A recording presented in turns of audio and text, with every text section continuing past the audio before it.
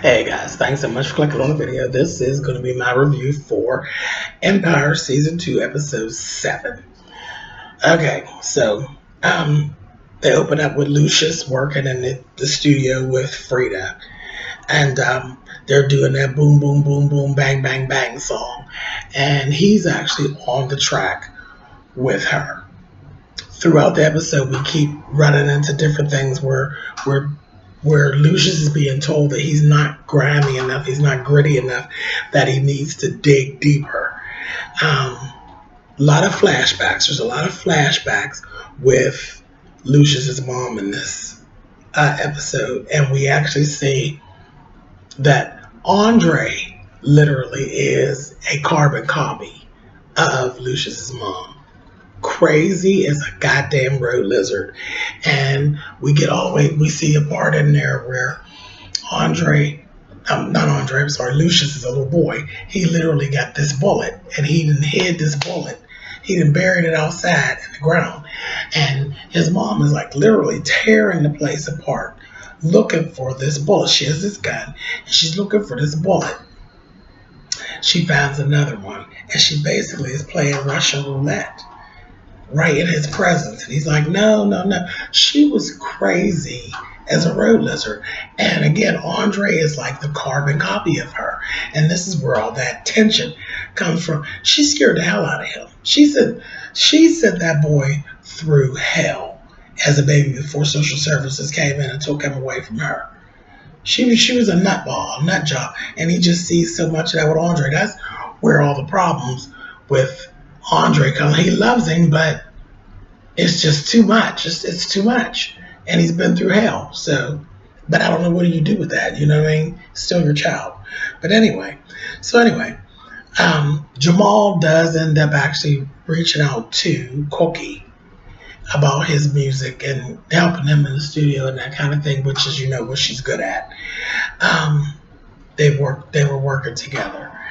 And Cookie, we see Cookie has her nose wide open. Pretty boy got Cookie's nose wide open and she's just there for the kill, and he plans to really take her down, to just really take her down and just bleed her dry monetarily. And we see all that, child. They screwing and carrying on, and he basically he's running outside and he's having these little meetings, and they don't want to be patient, but he's like, no, just be patient. They're really planning on bleeding her dry. And she just can't see it. Her nose is just wide open. And I'm like, Cookie, come on, damn. What are you giving? Hakeem even actually comes to her at a point and tells her, I don't trust him. I don't trust him, and you need to really watch yourself. She turns it around. She ain't listening. She gonna take it back to him, telling him, you ain't got everything together either because you so enthralled with little Latin girl. Anyway, so Hakeem's there. The group is rehearsing, and you see one of the other girls. There's already some mess brewing. It's always already some envy and some foolishness going on. Hakeem wants the little Latin girl he found to be the lead. The other girls, the one, she's really thirsty, and she actually has that push and that drive, and that's what Cookie's telling him. You either gonna have to have her come up to speed, or you have to do something with her because she's not displaying that she needs to be in the front. The other girls display that she needs to be in the front, but you fix it, or I'm gonna have to pull rank. So Hakeem actually goes to working with the girl and try to do things to teach her to come out of her shell. So she's a nice girl, and he needs her to come out of her shell. So he takes her to see Tiana. So Tiana's telling her about, demanding people's attention, and being a sex pot, more of a sex pot, that kind of thing. So Tiana worked with her a little bit. Then he actually took her out to take her out of her comfort level and made her sing in public just for no reason. And she ended up doing it, and she sang I Will Survive in Spanish. And he said, I need you to make the people stop and listen to you. And she did it, and it worked. And she jumped down off the little wall that he had her up on, and then she started kissing him. So Okay, so we're getting this whole thing going now with Jamal and her, and it's literally is bringing her out of her shell. And I think he really likes the little girl. And one thing I left off of the last review last week, when he came when he first got loose from the kidnappers, and he went to Anika, screwed Anika, and all of that. Then when Anika came back to him, he played her. Once he got himself together, he played Anika and gave her the old get on. So I don't know what's going on with Anika, but I'm sure we ain't seen the last of Anika. She gonna get back at their ass. You just wait and see. But anyway, so um, so he got that whole thing together. I'm running through all the characters. This was all twisted up throughout the thing, but we just putting them all together because it wasn't all that important. The next time that they rehearsed, Cookie got to see the little girl and her coming out of her shell. She took her rightful place in the front and was literally, getting the other girl, bitch, get out of my spot. This is my spot. So all of that worked out for little Spaniard. It's cool. Now back over at Empire, Mimi and Andre are not seeing eye to eye on the business stuff. Mimi thinks that there should be a merger. She actually has somebody in mind, another heavy hitter, guy who owns a company called, I wrote it down, what's the name of the company? Swiftstream. And she thinks it's time to make a merger. Have them come on, bring their money, and all that. Andre's not in agreement with it. Unfortunately, Lucious didn't side with Andre naturally. He sided with Mimi. It's pissing Andre off. He tells Andre, what I need you to do is go down and I need you to take care of some legal stuff that Frida has going on, have it expunged away from her. And you can do it because you just go see your old buddy, the deputy sheriff, the one that he would screw and all of that. And Andre just was not feeling that. He's like he's with his new morality thing. He wants to stay true to his wife and he's conflicted. He doesn't want to do all this stuff.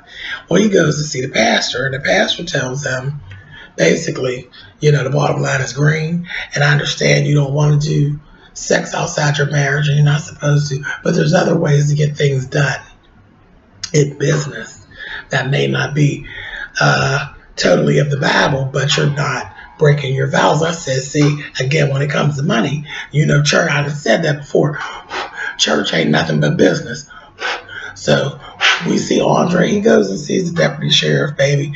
She goes in there and she's immediately ready to jump on the meat, baby, and get it going. So he's talking to her, asking her about, getting this stuff expunged away from Frida. And she's like, come on, y'all, give me this dick. Yeah, we'll get to it, but y'all, you gonna fill me up, honey.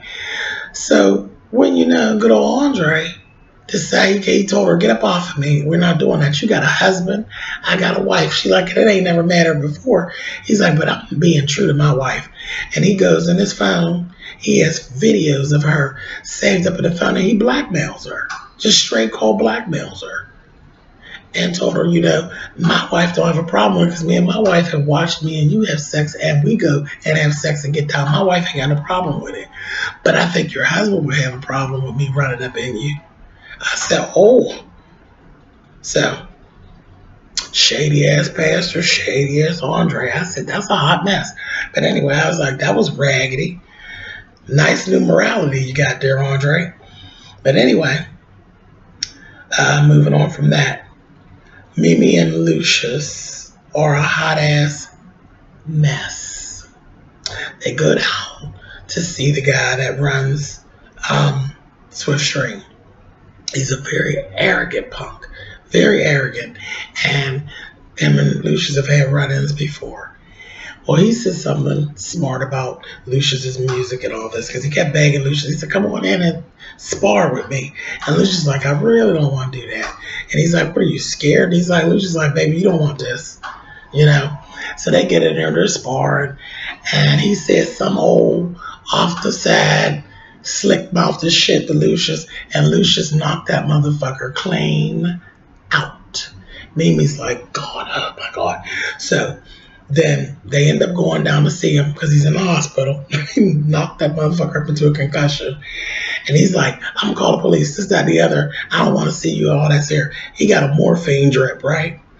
So Mimi and Lucious in their sweet talking, and that motherfucker Mimi is steady hitting the button, filling this motherfucker with morphine, and telling him, "You gonna call your people, and we're gonna make a merger, and it's gonna be wonderful." And they just bamboozled the boy, talked him right into it.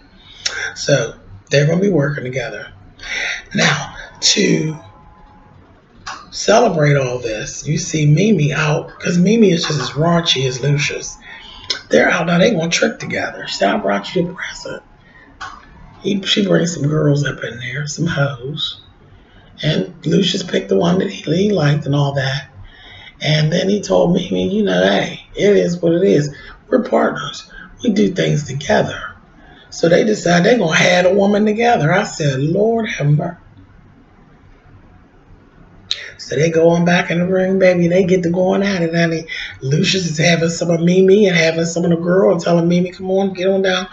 Then the girl, he opens up the girl's legs. She got the tattoo of a gun and sent him back into his crazy shit with his mother. He told her, start without me. And he goes on over there. They go on out of there, and there was a whole little situation where Mimi was talking on the phone. Mimi has some woman that got her all with her nose wide open. Lucious grabs the phone and tells her, you ain't going to take her through the changes like this. You treat her like a queen. This, that, thing, and the other. Hot mess. But she's running around and her nose is just as wide open as Cookie's was. So I said, okay, that's a hot mess. But they end up doing whatever it is that they do. The two of them are just as raunchy. And I have to get my vitals taken. So, oh, you're fine. I'm recording, it's fine. So anyway, they go on. There's a guy who's a heavy hitter who has all these gold records, and I couldn't catch his name. You all know where I'm at. You know I'm at Shay AGH. So I couldn't catch everything. But I know he was a heavy hitter, and he's like everybody he touches turns to gold. Very, very, very Gordy-esque. So they're going through that whole thing. And he told Lucious the music wasn't gritty enough. So hold on.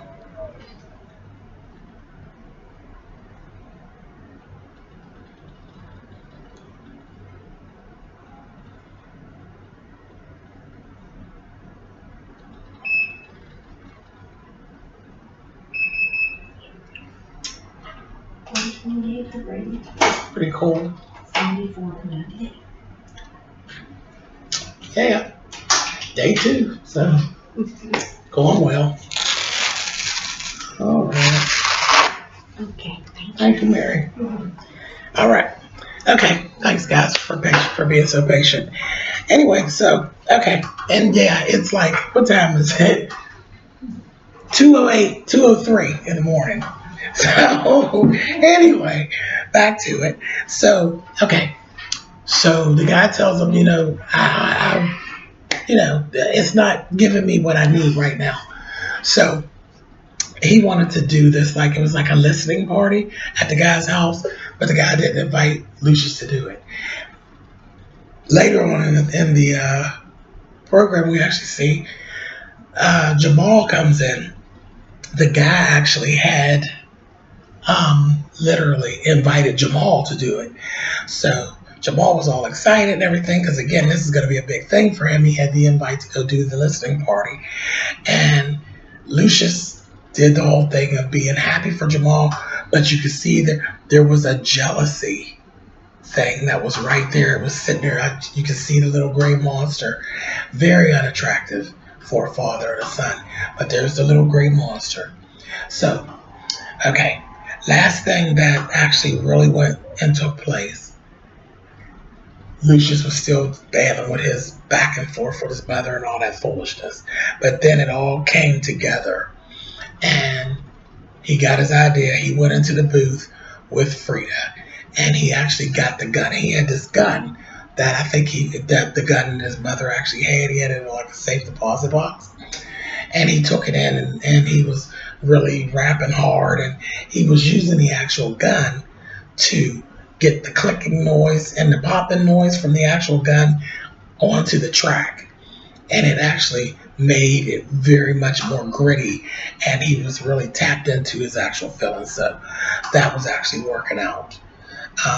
But yeah, he's really, Lucious is a really screwed up individual and doesn't even really realize it. Um, a mess. And like I said, Cookie is definitely running around with her nose wide open for the pretty boy, and they're planning on bleeding her dry. And Hakeem kind of got that feeling that that's not good, and he's absolutely right. Cookie just can't see it. Oh, it's driving me crazy. But anyway, so that's basically it. Anything I forgot, put it down there in the comments, you guys. But that's it. That's all I got. Thumbs up, thumbs down. You guys know how that works, and I will catch up with you guys next Wednesday for the next episode of Empire. All right, guys. Good night.